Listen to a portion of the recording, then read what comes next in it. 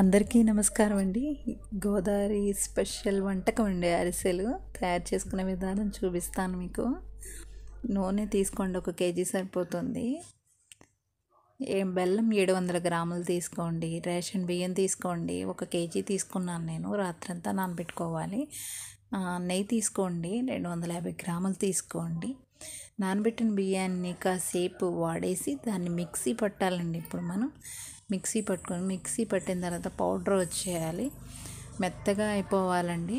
మనం మిక్సీ పడితే దాన్ని జల్లించుకోవాలి.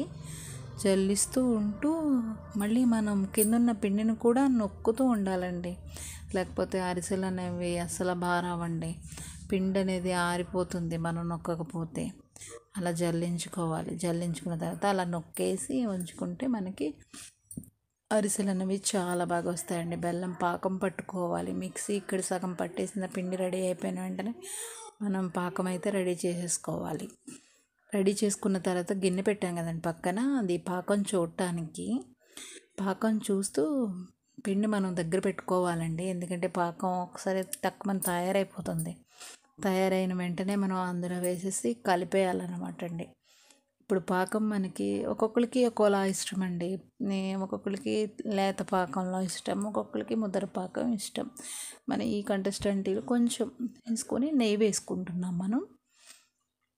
నెయ్యి వేసుకున్న తర్వాత కాసేపు కలిపి వెంటనే అందులో పిండి తీసి, అది వీడియో కొంచెం నేను కలపడానికి అది ఇబ్బంది అయిందండి, అందుకని వీడియో తీయలేకపోయాను. అది చలిమిడిలాగా తయారు చేసి అవి ఇలా ఒత్తుకొని మనం నూనె కాగుతుంది కాబట్టి అందులో వేయించుకోవాలి. వేయించుకున్న తర్వాత ఒక్కొక్కటి తిరిగేస్తూ ఉండాలండి. అయిపోయినవి తీసుకొని ఒక గిన్నె మీద పెట్టుకున్నానండి. నేనైతే నొక్కేది లేదు నాకు.